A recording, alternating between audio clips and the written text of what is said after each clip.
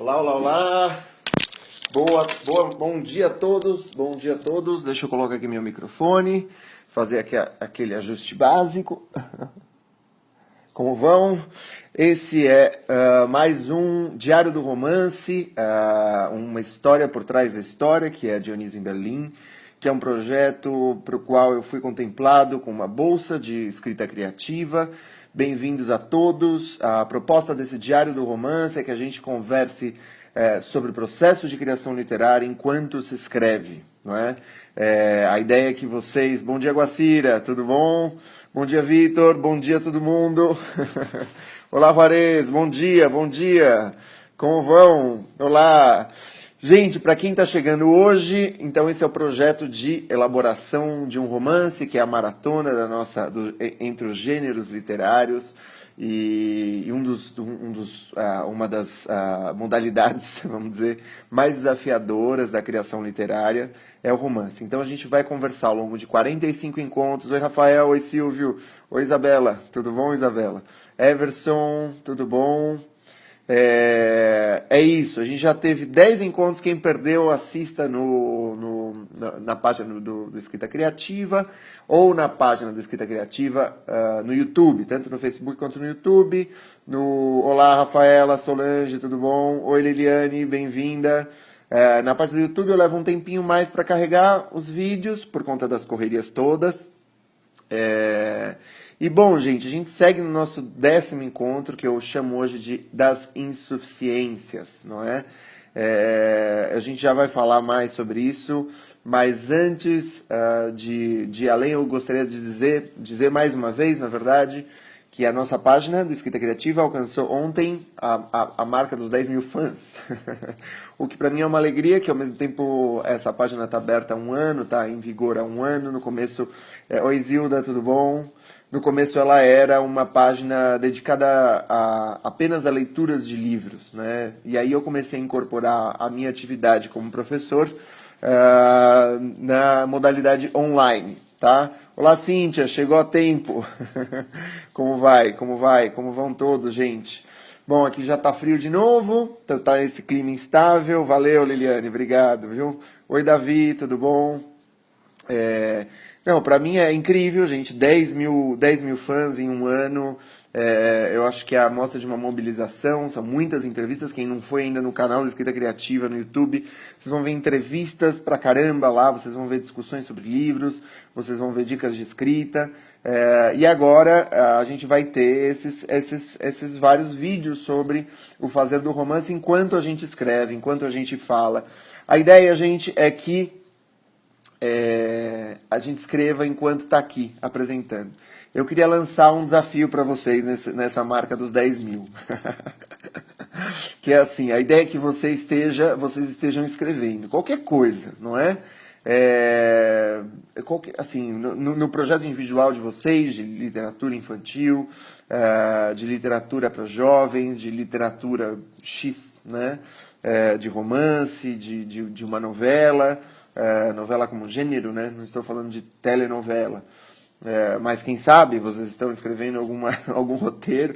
Mas enfim, o que eu quero propor para vocês é que para essa semana vocês enviem nos comentários, nesses dias, um pequeno fragmento, mais ou menos como eu estou fazendo, do que vocês estão produzindo. O que vocês acham? Quero ouvir opiniões. Olá, Bruno. Olá, Liliane. Obrigado. Sim. Essa é uma discussão. Crônicas também, Juarez. É isso. Queria que vocês viessem um pequeno, gente. É uma coisa de... uma quantidade o dobro do Twitter, entendeu? Pequeno, uma pequena mostra da prosa de vocês. Eu quero receber uma pequena amostra da prosa de vocês. Na verdade é um convite, tá? Não precisa levar tão... não precisa se assustar. Aí, ó, Zilda, não precisa ter medo. Tu não tem medo, gente. É uma pequena amostra. Eu quero ver um pouco da prosa de cada um. Uma mini prosa de cada um. Topa, legal, Silvio. Boa, Gra. Muito bom. Ai, meu Deus, Isabela. Gente, pequena prova. Eu quero que vocês mandem uma parte preciosa do texto de vocês para amanhã e para depois de amanhã, tá? eu acho que é uma maneira da gente criar essas comunidades. As comunidades hoje elas se formam muito mais do que nas marcas da vizinhança física, quanto nas marcas dessa... É isso aí, é uma disposição... Não, na verdade, nós teremos a disposição para ler todo mundo. O que a gente vai ver, eu vou continuar lendo aqui e comentando. Na verdade, é um texto pequeno, na verdade, talvez metade daquilo que... Postar aqui nos comentários, a gente vai incluir isso, eu vou ver quem está na página e vou falando... Rafaela, manda o seu parágrafo. Everaldo, envia o seu parágrafo. Tá bom? Isabela, só porque as aulas começam amanhã. Isabela, eu não sei se você... as aulas começam amanhã? Ah, as suas aulas começam amanhã. Tá. A partir de amanhã e quinta-feira, tá? Hoje é terça, amanhã e quinta-feira. Pode ser? Legal, Beth, bacana. Tá? E a ideia é que todos leiam. Gente, não vou fazer comentários críticos. Na verdade, é uma forma de comprometimento, de engajamento nesse projeto do Diário do Romance. É um pouco uma maneira de você... É uma maneira da gente participar juntos aí, da gente de ouvir um pouco do que vocês estão produzindo enquanto eu estou escrevendo, não é? Eu também estou mostrando as minhas coisas. Hoje, inclusive, a gente vai falar sobre as insuficiências, né? Que é aquele momento em que a gente se sente insatisfeito com aquilo que a gente fez. Onde, Rafael? Aqui no nosso espaço, tá? Nos posts do Escrita Criativa, tá? Gente, bom, eu tava aqui... Mosquito. Tava aqui... Hoje eu terminei o capítulo 2 do meu romance. O segundo capítulo de 5, né? O capítulo da bailarina cega, da bailarina argentina. E eu queria aproveitar o dia de hoje. A partir de amanhã a gente já vai começar a falar sobre a pesquisa para o personagem. Um de vocês, não sei se foi a Kátia. Bom dia, Kátia, tudo bom? Opa! Nada como tomar um chimarrão assistindo essa aula 10, coisa linda. Sim, um parágrafo, Rafael. Um parágrafo aqui no nosso espaço. Tudo bem? Bora? Vamos lá? Como a gente vai trabalhar hoje, pessoal? Primeiro eu vou responder algumas perguntas que vocês fizeram ontem, que eu achei algumas perguntas muito interessantes que vocês colocaram. A Marcela escreveu, a Marina escreveu, a Carla escreveu e o Rafael fez um bom comentário aqui que eu acho muito interessante. Microconto. É um trecho, tanto faz, Giovanni, mas é um microconto, mas minúsculo, gente. Não é porque senão não vai dar tempo da gente ler. Né? Uma questão de, vamos dizer, 50 palavras, algo assim, né? Por que 50 palavras? A questão é, será que a gente consegue já ter uma voz própria em 50 palavras ou não? Né? Eu quero que vocês escrevam 50 palavras, ou que vocês já mandem os 50 palavras que vocês estejam editando, que vocês estejam trabalhando, revisando, e falar, não, essa eu vou mandar, essa eu acho que cabe para aquele espaço, não precisa ser perfeito, não precisa ser a coisa mais acabada do planeta, tá? Na verdade, a ideia é que não seja mesmo, porque o que acontece? O que eu estou mostrando aqui para vocês é um trabalho em construção, né? É um trabalho em andamento, é um trabalho em processo. Pouco se discute do processo, não é? Pouco se fala, embora se fale muito, existam muitas oficinas por aí de escrita criativa e tal. Ou as pessoas estão super abismadas porque elas se identificam ou colocam como um ideal de eu uma figura que elas julgam perfeita, maravilhosa, gigante, gênia, super hiper talentosa, e aí elas se anulam por conta disso, de não sei fazer, não, olha, vejam as dificuldades as quais que eu estou encontrando nesse processo, o trabalho de escrita está muito árduo, e aí não toma esse árduo como processo, porque na verdade, se você acha que o árduo não faz parte do processo, é porque você não leu bons comentadores, porque o árduo faz parte do processo. Isso está no meu projeto de doutorado, eu estou defendendo um projeto de doutorado no Instituto de Psicologia da USP, e eu estava até lendo esse livro aqui, ó, que são as entrevistas da Paris Review com vários escritores. Tem no Nabokov, tem o Kundera, o Martin Amis. Exato, identificar a voz própria, andamento da prosa na síntese das ideias. Isso, boa, Silvia, perfeito, cara. O cara tem maior capacidade de sintetizar isso. Muito bom. John Cheever, Arthur Miller, Marguerite Yourcenar, quem não conhece, leia os contos orientais, Júlio Cortázar. São entrevistas Não, DR10 não, DR11 e DR12, tá, Juarez? Amanhã e depois de amanhã. Tennessee Williams e Elizabeth Bishop falando sobre o processo de escrita. E aí a minha tese é que todos falam a partir da dificuldade do escrever. Todos falam a partir de como é difícil escrever, né? E normalmente quando o sujeito dá dicas, ele anula um pouco essa questão da dificuldade, essa questão do processo, né? Porque coloca como se fossem fórmulas, primeiro fórmulas absolutas, né? A gente tem muitas vezes por aí fórmulas absolutas, viu? Isso é isso você tem que fazer dessa forma exatamente, né? No meu curso, e para quem já está participando do meu curso, e alguns dos meus alunos estão aí, e é uma alegria sempre ter eles aqui, além do espaço das aulas e tal, vocês vão ver que a marca é justamente a de possibilitar algo que seja o conselho segundo Benjamin. No texto do narrador do Walter Benjamin, o conselho é muito mais a sugestão da continuidade de uma história.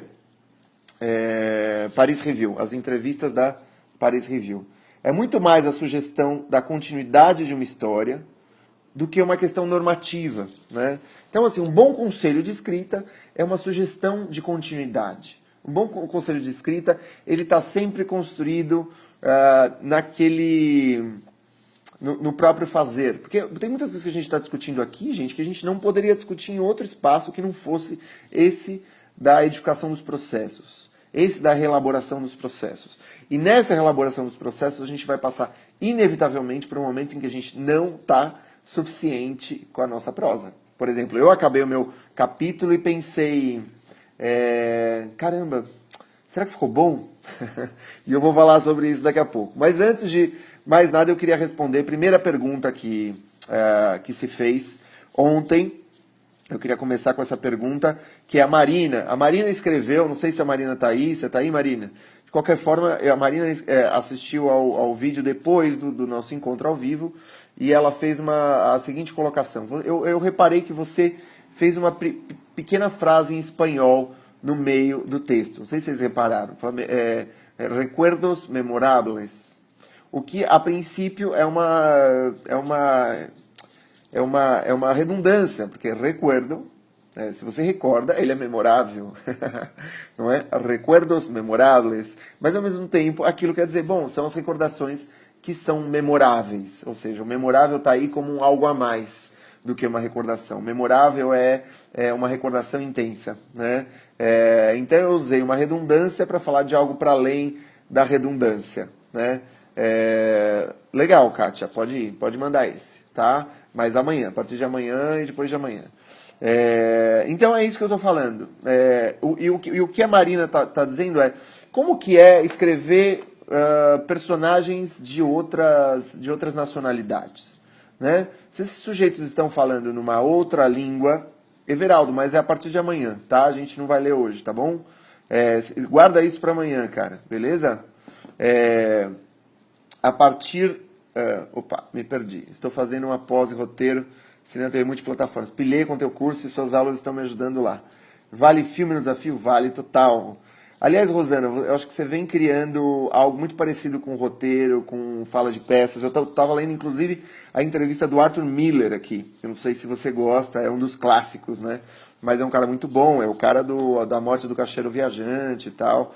E, gente, claro, o teatro dialoga demais, e a multiplataforma também. O que a gente está aqui é num contexto de multiplataforma, de muitas formas, né? De muitas maneiras. Exato, no sentido de dar valor, Giovanni. Já mandei. Tudo bom. Everaldo, manda depois amanhã, tá bom? Obrigado, cara. Então, o que a Marina fala é... Gente, mas tudo bem escrever em português sujeitos que estão falando em outra língua? Essa é uma questão com a qual eu lido justamente a partir do problema da questão do estrangeiro, né? No Dionísio em Berlim, um dos meus propósitos é que a gente, com a nossa língua, com o nosso afeto, com o nosso ser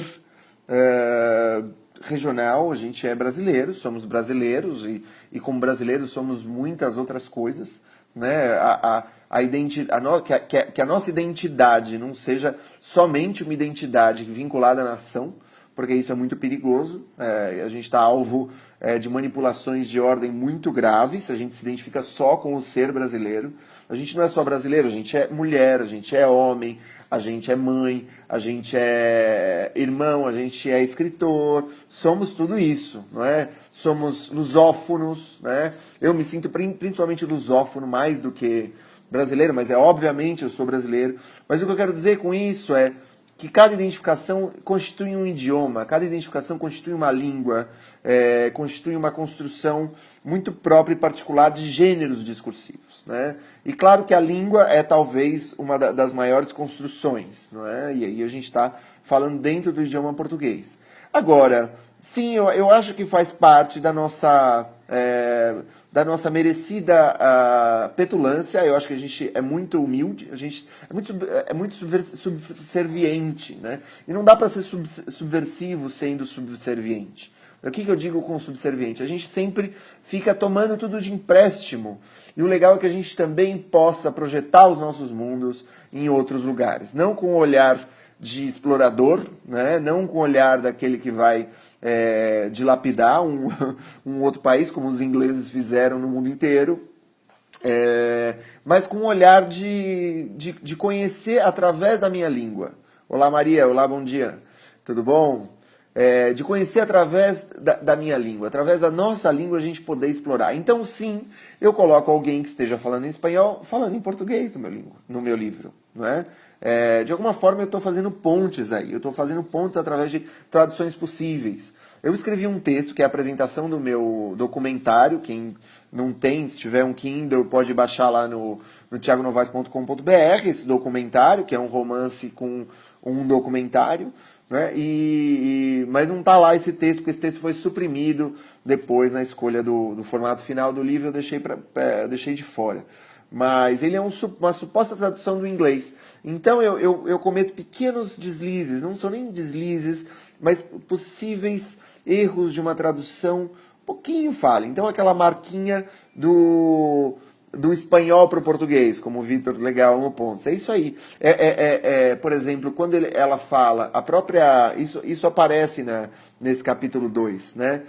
Tem alguns espanholismos no português da moça. Que eu estou um pouco perdido no nome dela, que agora eu já não sei qual que vai ser o nome dela. Tá?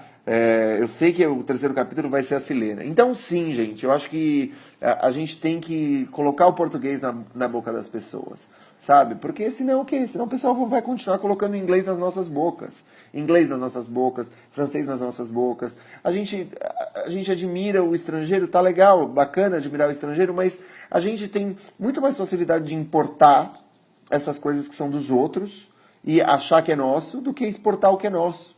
Então, eu acho que sim, faz parte disso que eu chamo de uma saudável petulância, a gente poder se expandir para o mundo, não como antropofágicos, que somos já, né? Mas como viajantes, como exploradores, como multiculturais, que também somos. Tá? Nós somos italianos, somos árabes, somos japoneses, não é? Somos norte-americanos também, somos libaneses, não é? Somos espanhóis, portugueses. Eu sou descendente de negro, de espanhol, de português, de italiano, né, de açoriano, né, e como é que fica isso, não é? Gente, qual que é a língua que me representa? A língua dos meus antepassados não pode me representar de alguma forma? A língua, sabe? E são tantos, né, que eu acho que quem não leu um texto da Eliane Brum, que ela publicou agora, ela leu um texto que a gente falando que a gente começa as Olimpíadas sem cara, né? Que a gente está num conflito nacional constante, que é um conflito de identidade, e que isso não é de todo ruim.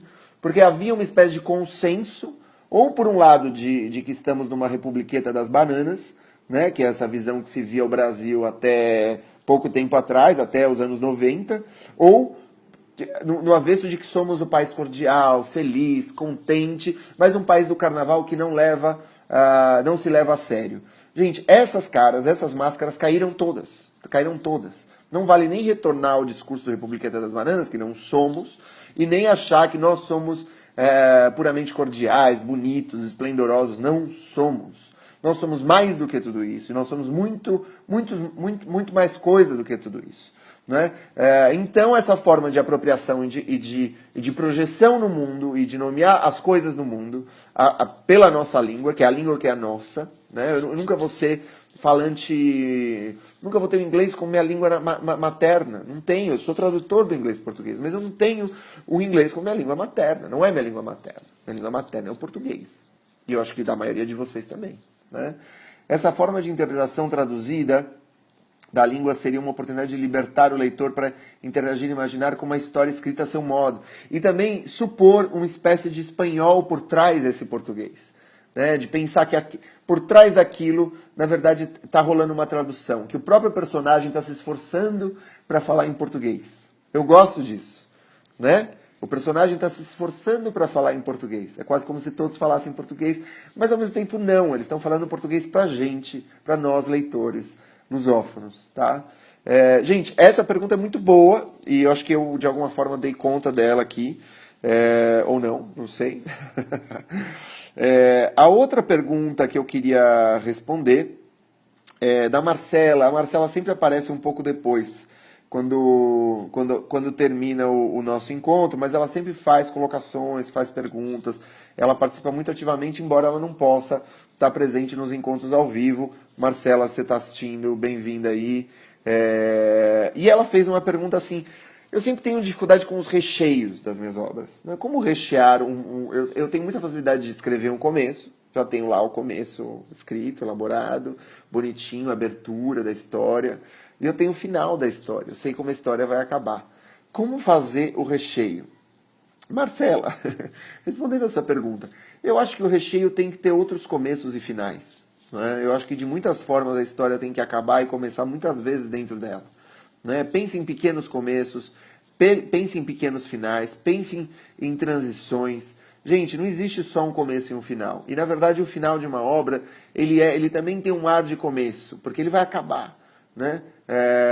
O término de uma obra, a gente já conversou um pouco sobre isso, acho que lá pela aula 2, lá pela aula 1, agora eu acho que está me vindo isso aí.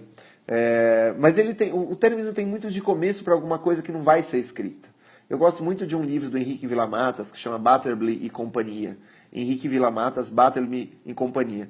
E ele fala que ele constrói, naquele livro, uma série de notas de rodapés de uma obra inexistente. Ou seja, a obra que ele vai escrevendo é em números. 1, 2, 3, 4, 5. São uma espécie de notas de rodapé de um livro inexistente. E um livro que fala do silêncio. A gente está aqui falando do silenciamento e tal. E o Butterby e Companhia, a partir da história do Butterby, do Melville, né?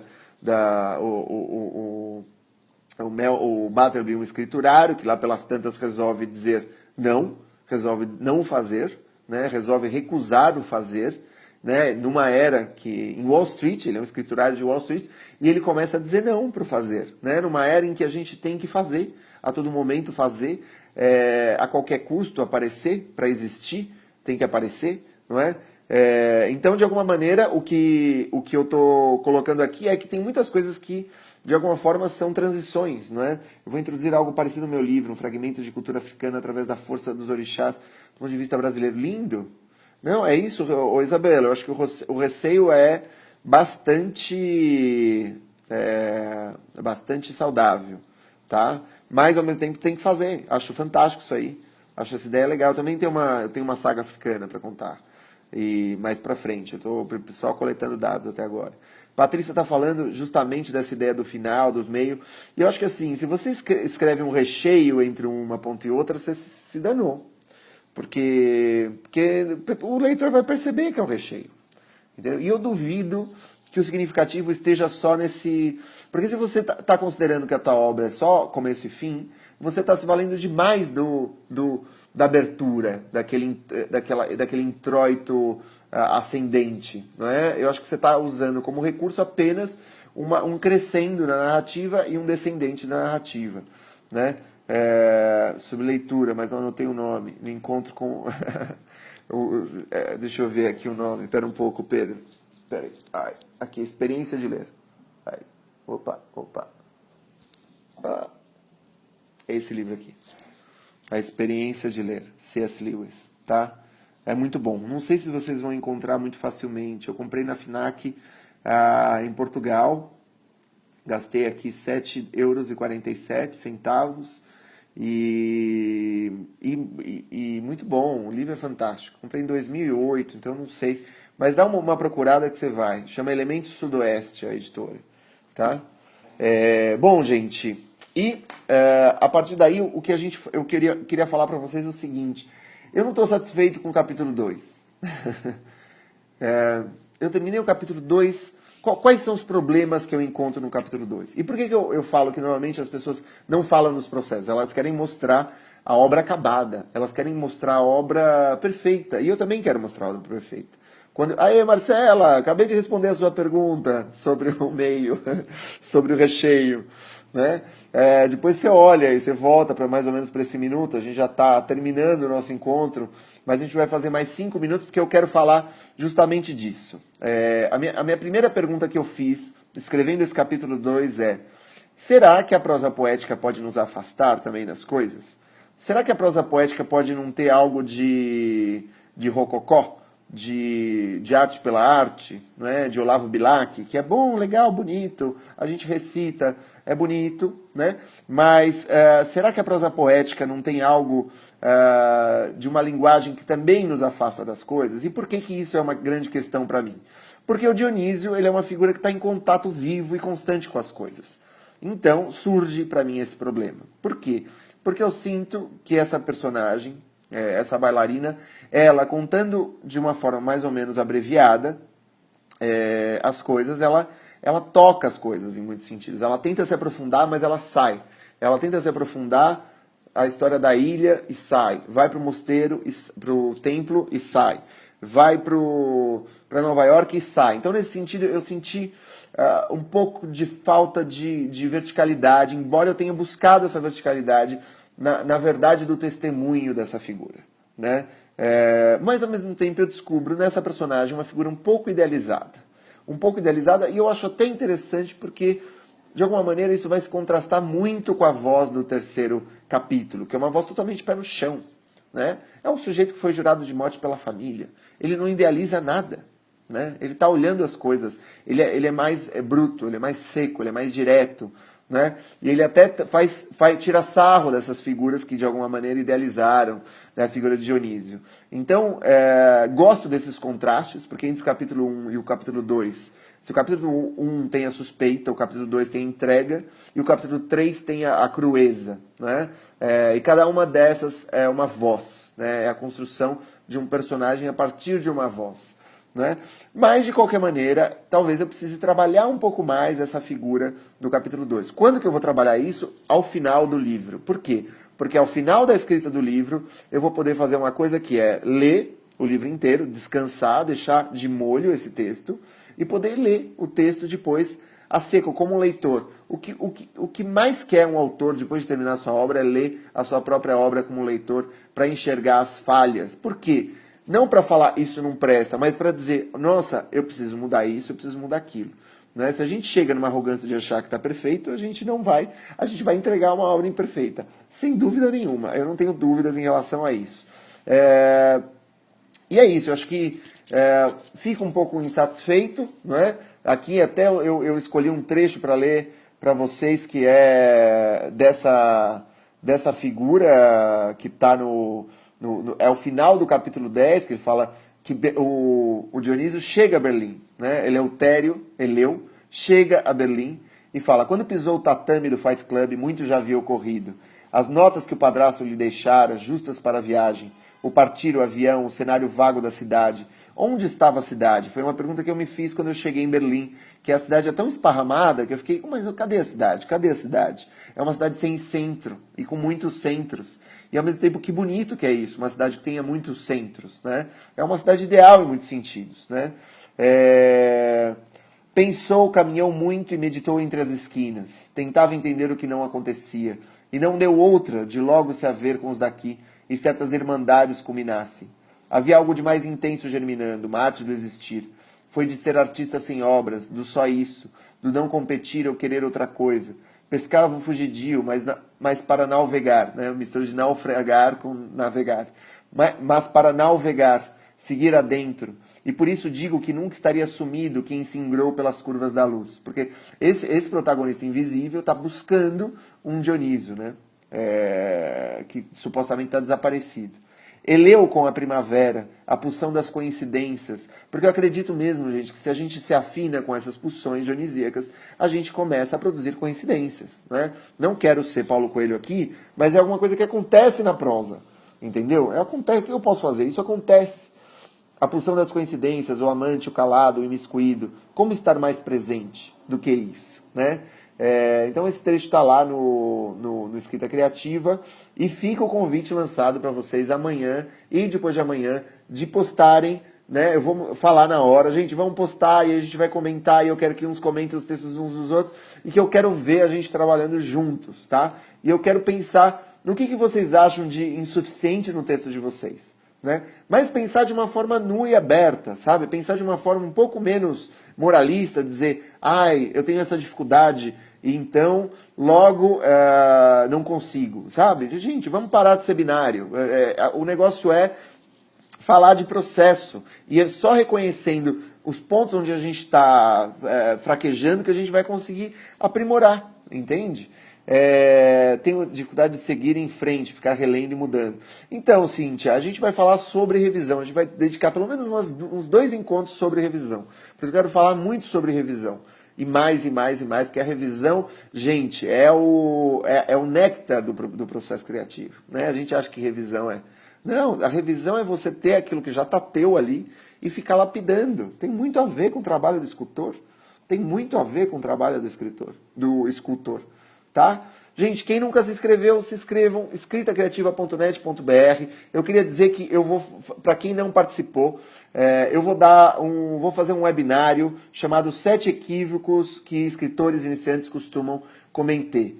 Vão ser 3 opções de horário a partir desse domingo. Eu vou fazer esses webinários. Quem nunca participou de webinário, vocês vão ver, é super divertido, é super bacana. Estão todos convidados, mas vocês precisam se inscrever no escritacriativa.net.br para participar. Tá? Também queria anunciar que eu vou abrir uma ultimíssima turma do ano de escrita criativa. Esse ano eu abri 3 turmas.